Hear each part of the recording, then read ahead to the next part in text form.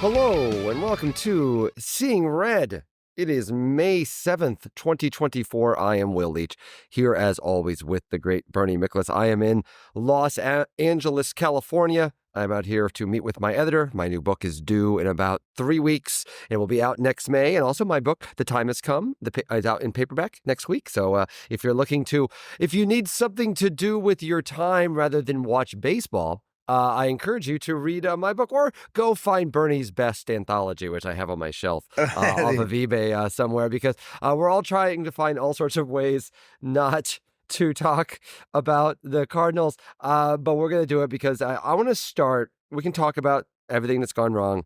Saturday's terrible loss. Sunday's terrible loss. Monday's terrible loss. All the things that are wrong. There are so many things wrong. There are so many emails. One of the best things about doing this podcast, Bernie, by the way, is, and listen, I wish the Cardinals were winning all the time. I'm a Cardinals fan. I want them to win. We definitely seem to be an outlet or a receptacle, whichever way you'd like to look at it, for fans when they are frustrated, because I do think there's a sense of helplessness, I think, among a lot of Cardinal fans right now. And Sure. I think people, I feel honored that that a lot of times they reach out to us and feel us trying to kind of like voice that frustration in a way that they find difficulty in other places for whatever reason. So this one comes to us from Michael Quino. Michael Quino. He lives in Houston. He was in town this weekend for his parents' 50th anniversary. Congratulations to Denny and Inez, by the way. And 50 years in a row, I assume. I said they didn't take like 3 years off in between. Congrats to Denny and Inez. And he decided to catch Sunday's game before flying back to Houston. Here are my observations. On a glorious early summer weather day, it was a completely sparse crowd. There were actual guffaws and cheers when they announced the attendance at 43,000, which I think is a common occurrence. I think everybody can clearly see there's not 43,000 people there.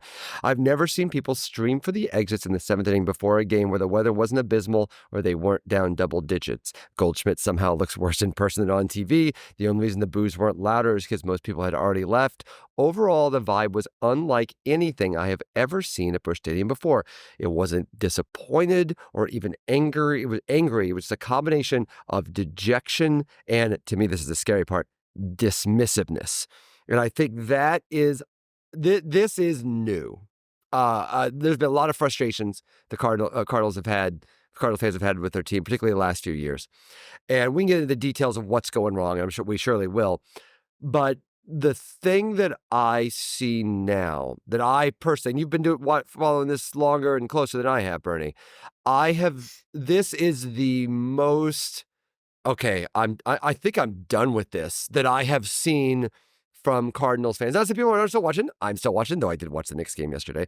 But I think that sense of, what are we even doing here? This is like, this is not how I want to spend my free time in my life. There's something uniquely difficult about a team that can't hit. Like, that makes it somehow worse, because it just feels that much emptier. It's not just this team, though. This is something that has built up and built up and built up and broke through last year. But I think there was an understanding, I thought, fair or otherwise, among a lot of the fan base, that there was not enough alarm. People call it accountability. What people are really saying in accountability is, please fire someone, is what they're really saying. But I've not seen it. I like this. People don't even seem angry. They just seem kind of done.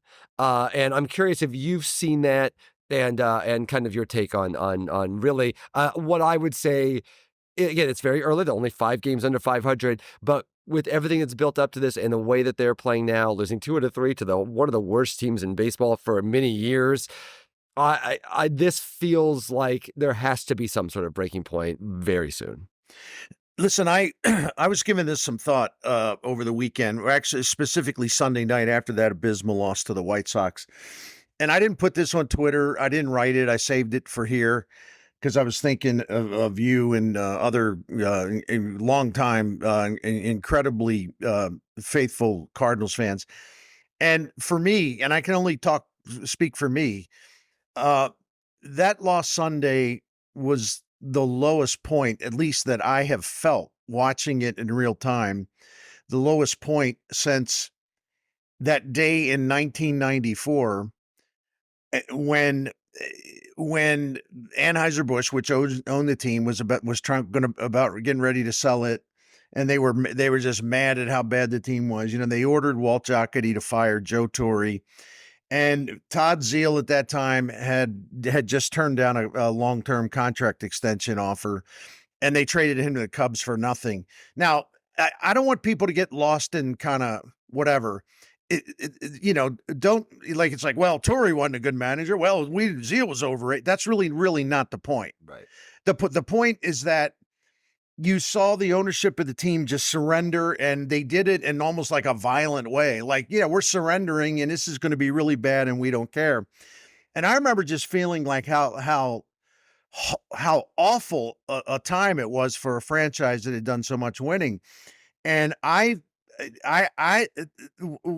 I was feeling Sunday night was very similar to what I felt on that day when, Jocketty fired Joe Torre and he traded Todd Z, made a bad trade, fired a good man and a good manager, just because the team was so rotten and Anheuser-Busch was ticked off. And I was just like, wow,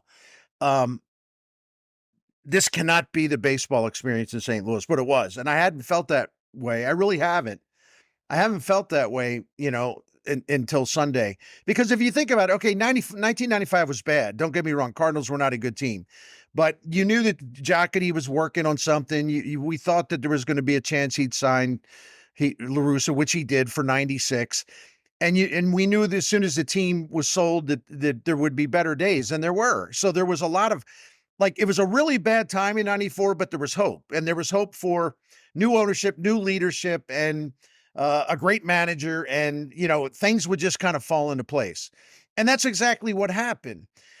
But I don't feel much hope right now.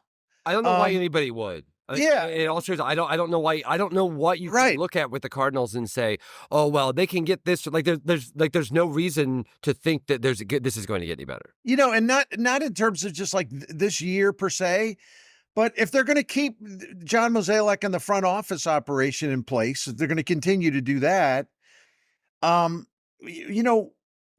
Mo is signed through 2025. So, like, what's the hope beyond the season? I mean, and listen, not all hope is lost this season. We've seen crazier things than that, but I don't feel much. But what about beyond the season? If you're going to have the same people making decisions, and let's acknowledge that we believe Chaim Bloom has actually been a positive influence on the front office. But if you're going to continue to have the same people making decisions, and people will say, and I understand, I'm not going to criticize any fans today at all. But, just I understand the sentiment, fire the batting coach, fire Ali Marmol, whatever. But then you're going to have the same people making decisions on who's going to replace them. You're still going to have the front office in the center, at the flashpoint of all of this. And the front office, in my opinion, has been the biggest problem. So, if we start firing people per se, you're going to have the same group of executives making the next round of decisions. And their decisions, except for signing these 3 free agent starting pitchers and refurbishing the bullpen, the decisions they've been making for a long time now have been pretty rotten. So that's why I think the Cardinals and their Cardinals fans are kind of backed into a corner. It's like, well, where's the escape? The escape is not to go to games or, leave en masse, in the 7th inning or whatever when it's hopeless. But no, the hopelessness is real. It really is. And it extends beyond what we're seeing now. And listen, we talked at the end of the year about, I was optimistic about this offense. Sure. At the end of the year. I think there's reason to be. I think most people were. And I think we need to be honest about that. Yeah. I think we thought they could have done more with the bench, but I think people that I follow on X, who I believe to be really, really critical, almost excessively so, I didn't see anyone kvetching about the offense going into the season, other than to note, well, you signed a couple of old guys for the bench. You should have tried to do more. Right. And that's a fair point. Yeah, and certainly, I mean, Brandon Crawford is not very good. And Matt Carpenter's hurt, but yeah, that's Brandon Crawford is not the problem, right? And it's weird because I think the thing that's there to me, there's 2 different things that are actually both really alarming about the Cardinals. One is obviously like So I've actually found Arenado's kind of switch. My friend Will Haraway calls him right-handed Tony Gwynn these days, and he's obviously not as good as Tony Gwynn, but like he's just not hitting for power. But that's like you can see Arenado. You see, as bad as he was early on, he's made adjustments, and you've seen some pseudo results from it. Maybe that's you're not getting power from him, but like he's not what he was. He's not helpless. He's not as lost. You see him make those adjustments. The two alarming things about the offense. One, I got to tell you, man, Goldschmidt looks full on cooked. Like I said out of love for the guy won the MVP 2 years ago, and he's been a good Cardinal, and no one feels bad. And, like I'm not ripping on the guy, but like he looks like a guy that can't do it. Like it looks like he aged 40 years in the offseason. Like he is when he comes up to bat, you just it feels helpless already, and that's a big problem because and they moved him around the order a little bit, and again, but you hear a lot of, well, Goldschmidt's going to get it right. You're going to get it right. I mean, maybe he's also in his late 30s and people fall off the cliff. Sometimes look at Jose Abreu in Houston, for crying out loud, and he's gone. He's done. This happens. Maybe he comes back a little bit, but he's clearly not going to be what you need. That's worrisome. Though, again, makes me very glad they did not extend him, or they give him the Michaelis deal that we'd be in a lot of trouble for. But more to the point, this is where it starts feeling systemic. Look at all the young hitters who are supposed to be breaking through right now. Gorman looks lost. Walker is in the minor leagues. Even Donovan is really struggling right now. Yes. Donovan's been struggling for a while.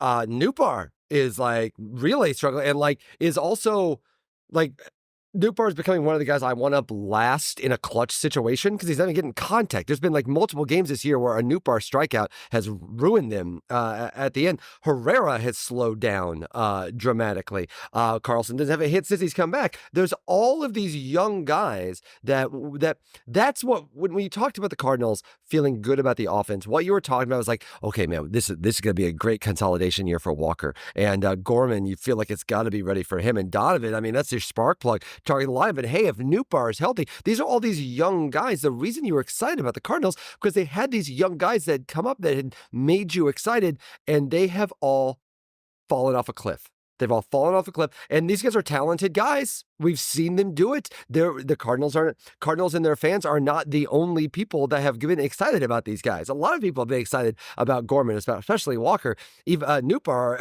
especially, and even guys like Burleson, right? And Herrera. These are guys that people have been excited about, and all of them have just stopped hitting. All of them, and I mean, listen, it happens in baseball when it all happens at once on the same team. I don't know how you don't look and say, okay, these are not just individual slumps. This is not just minor regression expected to be of a young player. This is all collectively happening with what's ostensibly supposed to be the future of the Cardinals. A year ago, not long ago, I was thinking, how many of these guys could they extend? They need to lock up Gorman or Walker before they get too expensive. Now they've all just fallen off a cliff at once. And so you can't just say patience. It's not patience well, there's one guy that's struggling, another guy is getting it going. They're all bad right now at the exact time they're supposed to be breaking forward. I don't know how you can't see that as a collective problem. No, that's exactly right. And what compounds that is the fact that, and we're all basically obsessed over it, that not only do the young players never really develop into what we thought they would be, and in some cases, too many cases, they take a big step back, and there's really nothing that can explain it. Then the compounding factor is, of course, when they leave the Cardinals organization, they do well. They do much better in other places, which only raises more suspicion. I wish I had an answer to it other than what is now going to be my kind of default answer. The front office is in charge of everything, and that includes the farm system. That includes the people that are in the farm system, running the farm system and teaching the players, teaching the hitters and the pitchers. So, my wife actually asked me about this. She said, I hear you guys talking all the time about their young players just don't get it done and they get worse instead of better. And whose fault is that? I said, well, it's the front office. And, she asked a good follow-up question. She said, well, they're not the ones down in the farm system. They're not the ones teaching and managing and all that. Yeah, and that's right. But they're there because the front office put them there. And I just don't see, everywhere you turn, whatever corner you go around or whatever street you take, whatever road you say, well, I'm going to take a shortcut. I'm going to do this. Every road leads to nothing. I mean, it's really, really bad. I mean, your older players that you made two great trades for, have not won a playoff game together. Now and now the last 2 years, Goldschmidt and Arenado, the Cardinals are 25th, 26th in winning percentage. And both of them are now declining. Arenado's getting hits and he's producing, he's contributing, but the power's not there. Nobody on the team pulls the ball. I don't know why in terms of fly balls. But my point is, so you have the two guys you're really counting on to kind of at least carry you for a couple more years at least, or maybe in Arenado's case, longer than that. They have regressed terribly. They have declined. And then the young players who are supposed to fill the void. It's okay. All right. Those two guys are getting older. Okay. But we got this group of young hitters that's going to sort of take charge, and they're not. They've all gotten worse. And it's just, it's enough to drive any Cardinal fan crazy seeing this stuff. Why does it keep happening over and over and over again? And I mean, it begs the question, we got a lot of questions, and this is, this one comes from, I'm going to go ahead and read this one from Aaron Dowdle. He says, hey, Will and Bernie, I feel like I must be one among many Cardinal fans at this point would rather see more of a dramatic change than more of the same, even to meet some short-term pain. Bring on the rebuild from the top of the brass to the roster on the field. Even though DeWitt would never do that, what would it look like to blow up and sell off the team this year? Didn't the Cardinals kind of position themselves to do this year if needed? I know some of the organization says they don't do, but isn't there a certain point which you actually have to rip off the Band-Aid and stop pretending we're one or two little fixes away from contending with the juggernauts of the league, let alone with competing with the Cubs and the Brewers? Now, I think those are two different questions. One question of that is, do they blow up this year's team? And I will say, even as bad as they look, that seems like there's no reason to do that right now. They're really bad right now. But the notion of okay, time to trade away Arenado and there's no reason to do the full. This team is also not built that way. Sonny Gray is signed for 3 years. Nolan Arenado is signed for a long time. This is not a team you can rip down to the studs that way. It's certainly not something you want to quit on this early. As bad as this team is right now, it's still only May 7th. I don't think that it's hard to look at an immediate turnaround from this team. It is still only May 7th. And as bad as it was that they lost 2 of 3 of the White Sox, they're not 15 games out of first place right now. There's a certain level. It's hard to see how that would happen, but theoretically it could happen. More to the point, when Cardinal fans talk about accountability, accountability is the big word, and really what they're saying is fire everyone. That's what they're saying when they say the idea. I saw that there was something funny in Derek Gould's chat where they this week where they said, "Hey Derek, just hypothetically speaking, just out of curiosity, what would your bosses there at the Post-Dispatch do if you suddenly forgot how to write words?" And you suddenly did not know how to report and started writing in weird hieroglyphic symbols. They probably get rid of you and get someone who could do that. Now, obviously, the industries are not very different because, hey, people are just getting robots to do this crap now, apparently. So the industries are not different. But the overarching issue, I think, what people want and what people get frustrated by is why can't the Cardinals do something, particularly when the same people have been charged for a period of time? Well, that's what it'll take. But, again, I don't think DeWitt's going to do it. That's definitely what it'll take. But that's the thing is that I guess that's the question.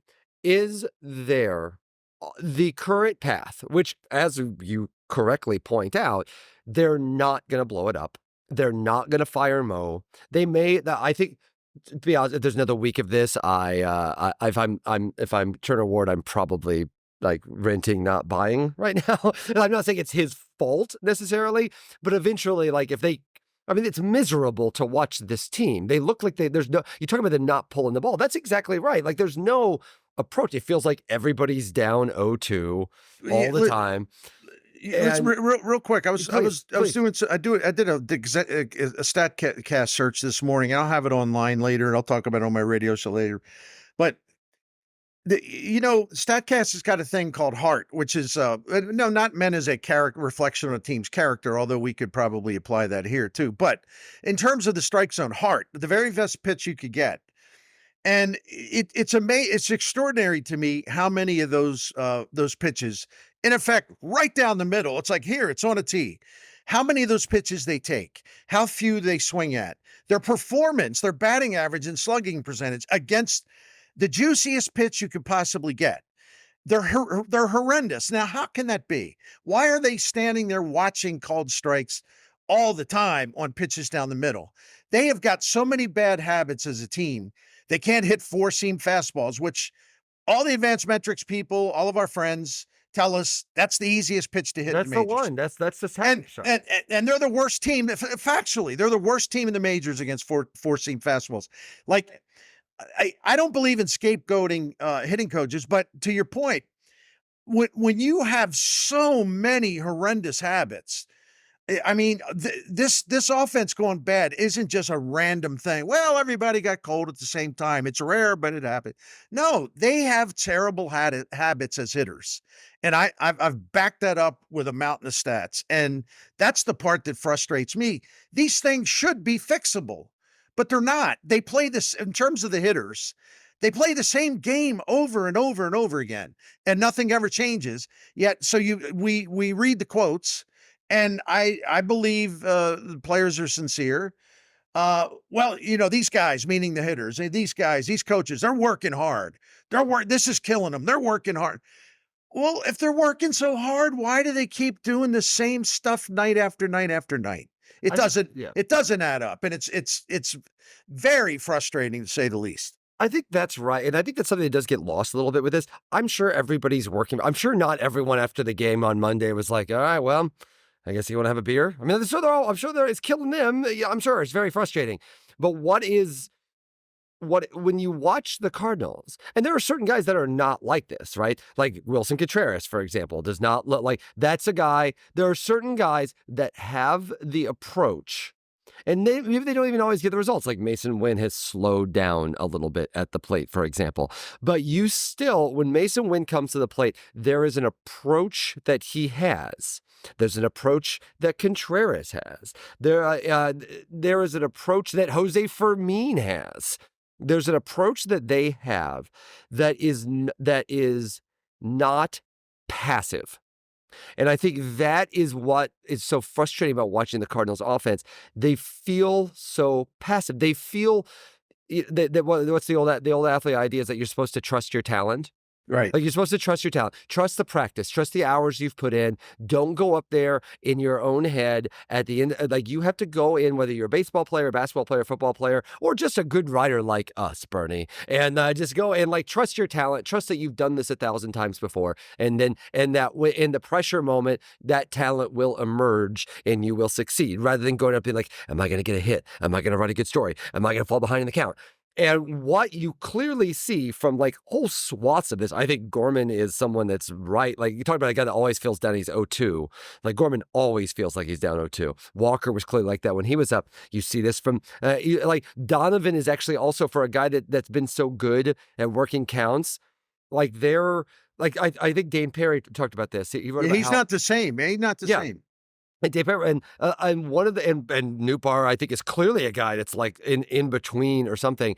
And the way that you talk about looking at those numbers of not hitting pitches in the zone, it's funny. Baseball's a really complicated game, but the pitcher's approach to the Cardinals is clearly throw hard strikes. You can knock the bat out of their hands. The Cardinals and it almost feels like the Cardinals are these hitters like Gorman, Newbar, Donovan, a lot of these guys, they're so in between and so Walker, they're so that they're missing good pitches. They're missing pitches to hit. And that feels when it's all happening to everybody at once, and it is not, in fact, the cold. You hear that sometimes. Oh, well, it's very contagious. Well, then congratulations to Wilson Contreras for being immune to that particular contagion. At a certain level, there are this collective thing that's happening is happening in the same way to young hitters. This is why I think the Goldschmidt thing is different. I think Goldschmidt is like worrying in a macro sense, in like the human body ages, things are falling apart. But these are young dudes that have lots of talent that look like they have forgotten their talent, or they're not trusting their talent, and they're all doing it. Lack of confidence is a big part of it for the young guys too. But yeah, that doesn't excuse it, you know. Yeah, but honestly, this is. I'm sorry, but this is the job of the team, is to figure this out, right? Like, this is the job. The job of a coaching staff. Coaches do not play. Executives do not play. Managers do not play. Their job is to put the players who do play in the proper headspace and the proper situations to be able to succeed.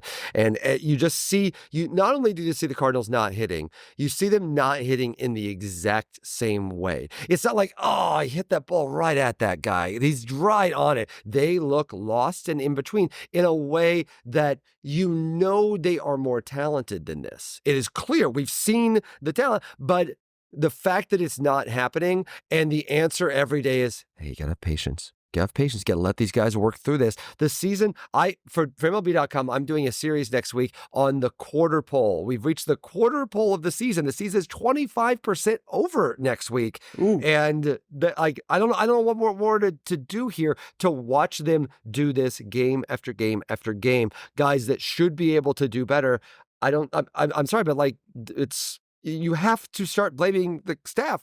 Like, you have to start blaming the people to put them in the right position, because they're all having the exact same problem. No, that's right. That's right. And that's the other thing. You're so right. They don't hit the ball hard at all. I mean, their hard hit rate's like 27th, 28th in the majors. I mean, as a team, this offense is like just pretty much every single indicator. It's like, okay, you've got to go look at this. Every single one of them is awful. I mean, there's nothing, I always believe, and this is something in this culture that makes me kind of a freak, because I do believe in looking at things from either side, or all sides actually, because if the team's really, really bad and they can't hit like this one, if there's some stuff, I'm always going to look. I'm always going to make sure that I'm not making, these sweeping conclusions that offer no hope, when maybe there is some hope that exists. And so I'm always looking for stuff, but I can't find one thing. Other than Wilson Contreras, I can't find one thing about their collective offensive performance where you say, well, hey, no, that's okay. See, look at this. It's a matter of time. No, that doesn't exist. And that Will Leitch, my friend, that's an extraordinary thing to be saying on May the 7th. I mean, it really is. And I'm not that kind of guy. That's an extraordinary thing for me to be saying on May the 7th. It's like, I'd love to give you some reasons for hope for a quick turnaround by this offense. But right now, it does not exist. It's not there, period.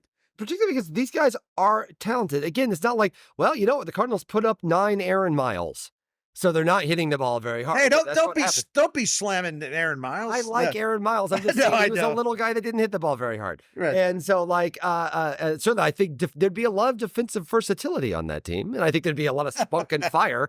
They just would not be hitting the ball very hard, and so you would not look at that team and be like, well, I mean, what's wrong with this coaching staff? Why can't they get Aaron Miles to hit 450-foot homers? That guy's never going to do it, right? Fine, Taylor Motter. if we want to go someone in another direction, no, he actually hit the ball hard, if you remember he starts correctly. But the point is that like you look at, like, I'm sorry, but like Nolan Gorman should be hitting the ball hard. Like, Nolan Gorman should be hitting the ball hard. Lars Nootbaar should be hitting the ball hard. He does pretty much hit it hard, but I get tired of that too, and I'm a big believer in that stuff. It's like at some point, like when we talk about the process, or we talk about, well, maybe there's some bad luck there, whatever. He's hitting the ball hard. At some point, the actual stats matter, and he's batting less than 200, and his slugging percentage is awful. I mean, and some of those strikeouts, man, like he's had like multiple ones this year where it's like, like Saturday was a particularly bad one, but there's been multiple, like, man, you just got to put the ball in play. Like, you got to put the ball, and I feel like that's another issue with this team that I think sometimes, because Cardinal fans have had these pitch to contact teams and these speed and defense teams, a lot of times people will get like I would argue all fans get annoyed by strikeouts, but Cardinal fans get more annoyed by strikeouts because it doesn't feel like Cardinals baseball to just try to hit a home run all the time. And I understand all that. But at a certain level, when you're like, this is a team that does not seem to have any situational awareness. Like, look at Saturday, man. Like, I know Sunday was demoralizing, but Saturday, like, first off, like, so many different things went wrong in that 10th inning, and regardless of the weather. And whether you think Goldschmidt could have scored, whether you think, getting out of that rundown, something bailed out. But, like, you've got bases loaded and nobody out. And I'm sorry, but Newt Bar looked like he was trying to hit a grand slam. It's terrible. In that spot. And I'm appreciative of launch angle and power and, like, the idea that small ball is a great way to score 1 run rather than 3. I understand that. And so I like Jim Edmonds on the broadcast, but that is a hobby horse that I don't always agree with him on. He really gets, like, frustrated with us. No, Edmonds struck out all the time as a hitter, by the way. And so I understand that, but I understand, like, there's a visceral frustration when people do that. And I understand macro-wise, hitting for power is the smart way to do it, and so on. But, like, Newbar's approach, like, it was like he was trying to hit a solo homer. Like, dude, like, you is the base loaded, nobody out, and you're like, this is an opportunity. Also, it's about to rain. Right. Like, put the damn bat on the damn ball. And I think you just see that across the board. And to watch there's just a passivity to the at-bats that I think is, again, I don't know how it's not systemic. It just feels increasingly systemic. Well, passivity, but also when it's not a passivity disease, then they're doing what you just pointed out. They're overly aggressive. When a sac fly or a single would be great, they're trying to hit it out, out to Ballpark Village. They're overly aggressive. They go nuts when not understanding what the game situation is. And, up until recently, I actually think that's been one of their better qualities, the productive outs and all that. But even that's kind of turning to crap too. So yeah, it's pretty bad. And I think another thing is it's worth noting that the only reason the Cardinals are 15-20, which again is not good, but, like, not the White Sox. The only reason is, frankly, they're getting this nice pitching. Like, they're getting this nice pitching. They're getting, I think the defense has been better. And if they ever got runners on, I think the base running would be better. So I think there are things that are working, but I think that's the thing. I think another worry about this is Steven Matz is on the injured list now. Who knows what you're getting out of that? Who knows? Miklasz has been a little better, but you're still talking about pitchers in their 30s. It's very bizarre. It's absolutely insane, Bernie, considering what we watched the Cardinals go through last year, to say, whew, that rotation's keeping them afloat. Because I don't know how much longer you can count on that. I think the bullpen is good, and I think their bullpen actually is going to get better. I think we may have seen, I'm glad they found the fake injury for Gallegos to get him to get him on the to get him out of there for a while. You should have found it sooner. Oh, I should have found it. Yes. Yeah, clearly.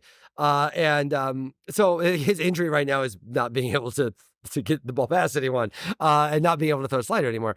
But I think that's the point, is that, like, that is, the pitching, the bottom of the could fall out in the pitching at any moment. And so the idea that we're like they're saying patience for the hitters. And listen, maybe some of these guys are going to turn around. No, I've seen Nolan Gorman be a really good hitter. I've seen Jordan Walker be a good hitter. I've seen Lars Nootbaar be a good hitter. I've seen Brendan Donovan be a really good. We see all these guys be able to hit. Again, Goldschmidt, I think, is another worry. But even if all this comes around, let's not forget that the pitching is kind of held together with spackle right now. And that rotation has been good. I don't know what they're going to do with the 5th rotation spot. There's, like, that's the problem, is the things that are actually working right now. I have a hard time looking at them being like, well, if they can just get the hitting going, that pitching, we know that's locked down. I think that's what's really scary, is while we're waiting for the hitting to come around, there's no assurance the pitching is going to be able to keep this up the rest of the year. Well, from the standpoint that, Miklasz is, roughly half his starts, he's really bad. The other half, he's fine. Gibson, to me, well, I was a big believer in him anyway. I really was. But he's doing, I think, better than even people that were fair about the signing, or at least looked at to some of the positives about the signing. They would acknowledge he's exceeded expectations so far, but he also has puts a lot of guys on base. We know that. So there is some danger there. And Lance Lynn, listen, he's only gone more than 5 innings one time. And as much as I love the big fella, every time he's out there, you just get a feeling like, much longer can he really do this? Because it seems like something's about to implode at any second, and to your point, he's not going deep into games, and maybe he will, but he hasn't. So I think that's kind of a little bit of a myth so far, because they have 3 guys that can go really deep into games. Well, Sonny Gray can, Michaelis, for better or for worse, can, and Gibson can for sure. So that is 3 guys, but Lynn ain't one of them. And forget about Steven Matz. It's just kind of silly to count on him. I hate to say it, he's a fine fellow, but my goodness. And how about the fact that you see the Cubs at one point this season, actually up until they activated Justin Steele from the IL. The Brewers had 4 starters out with injuries, and the Cubs had 4 starters out with injuries. The Cardinals lose one damn starter, Steven Matz. The first time a starter couldn't make a start, and everything just goes crazy. It's like, well, we don't know what to do. Yeah. Oh, wait a minute. Oh, there's got a bullpen start. Well, hold a minute. Hold on a minute. If you do that, with some of your top guys unavailable to pitch Sunday, if you put you make Libator into an opener and let him work the first 3 innings, you're taking one of your better guys out of the bullpen. So their answer to losing one lousy starting pitcher is to blow up their own bullpen. That's like, well, we're just going to have to get through this. No, it's like, where is the pitching depth? You acquired all these guys in trades last year. Here we are, and you still don't have a major league average, slightly below average starting pitcher that you can call up to make a spot start. Really? Oh my goodness. And it's just like, that's the thing, is everything, like, there's no reason to think.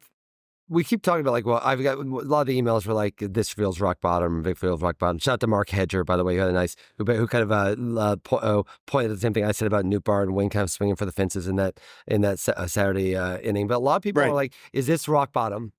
Like, is this rock bottom? Is this it? Is this? And I don't. The answer is no. Like, imagine if, I'm sorry, but imagine if it's funny. I'm so glad you brought that up, by the way, about them being so like, what are we going to do? Oh my God, Steven Matz, of all people, got hurt. Who would have possibly been able to see that as a possibility? You can't get mad at the team. Like, he's never been hurt before. Yeah, and like, so they did, but like, there's complete, like, I know this feels like the collapse. Collapse is the way they're hitting now, and then the pitching falls apart like it did last year.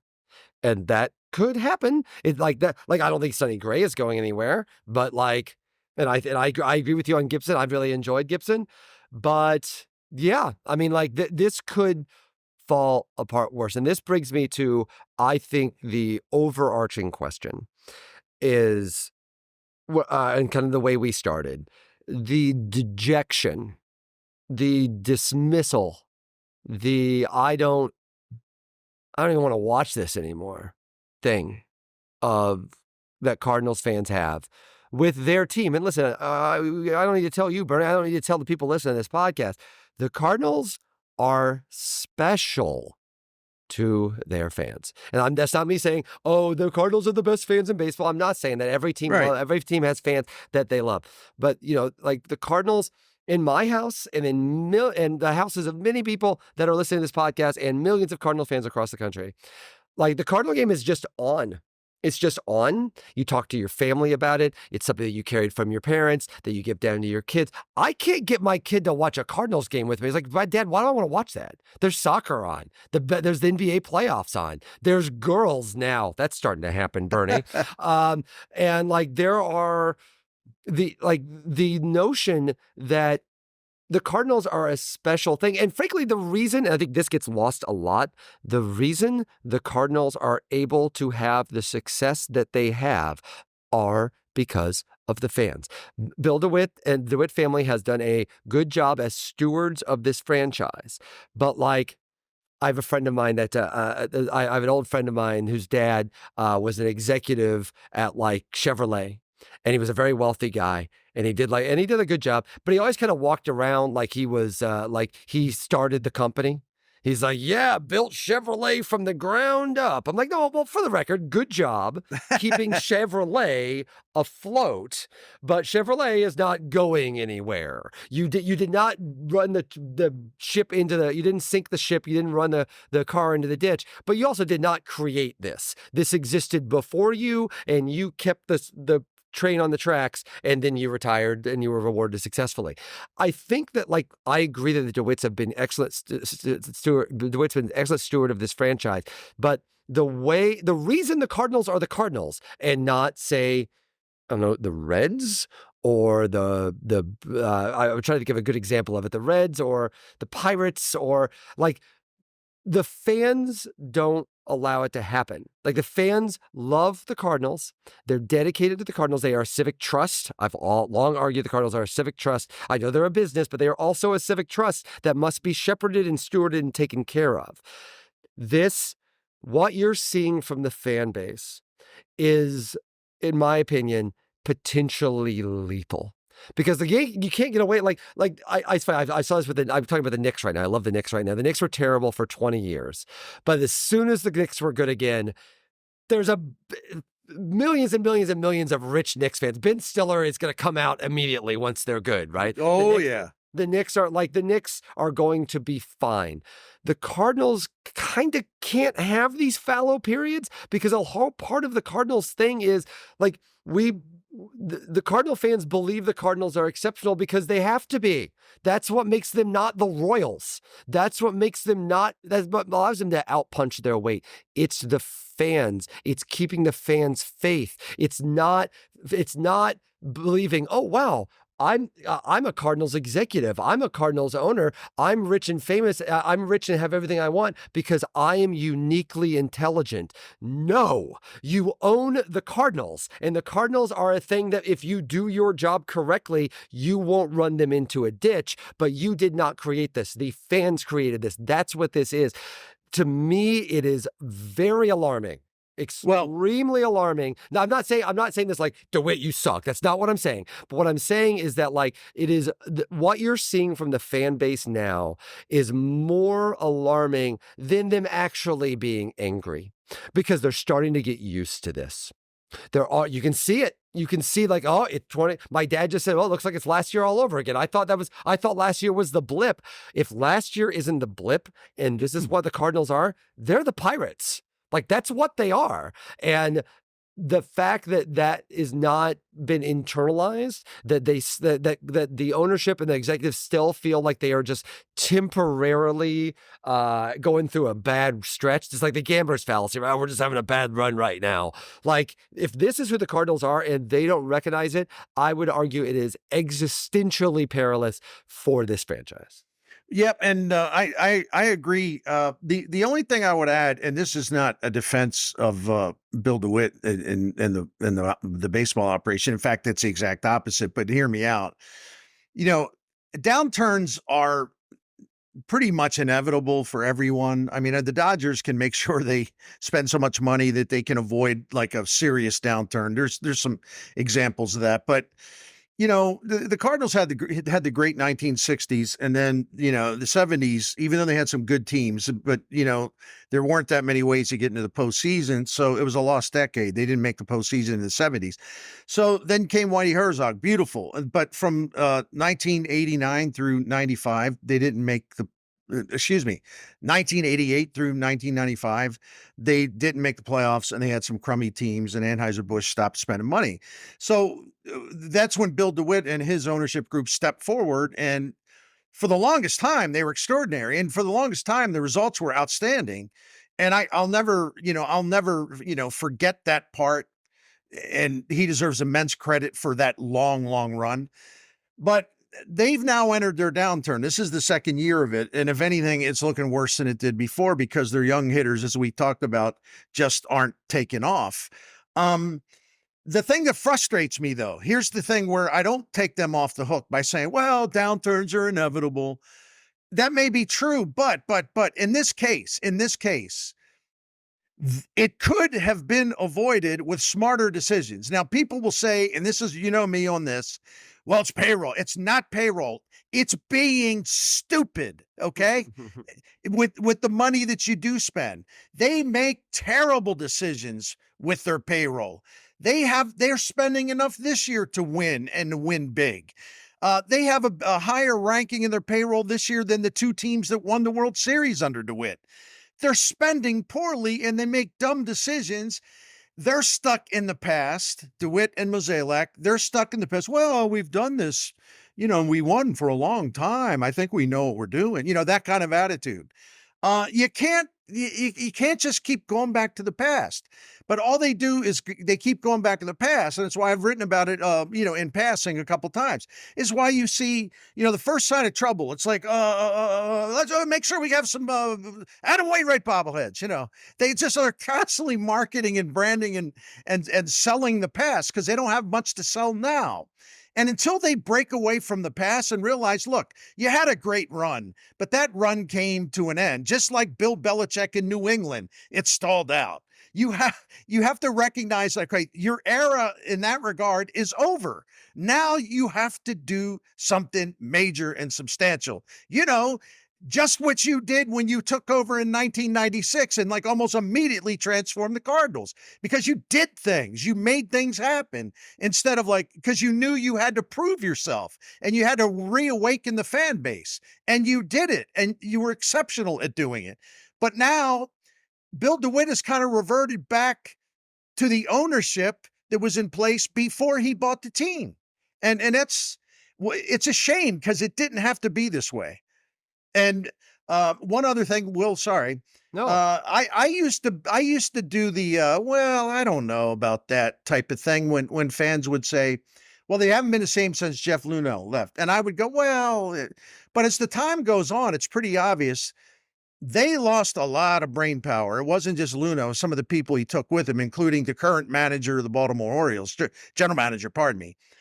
They lost a lot of brain power, and they still assume, because they still did okay for a while after Luhnow left, but the things that he brought in that made them different in terms of personnel judgment, that stuff's no longer here.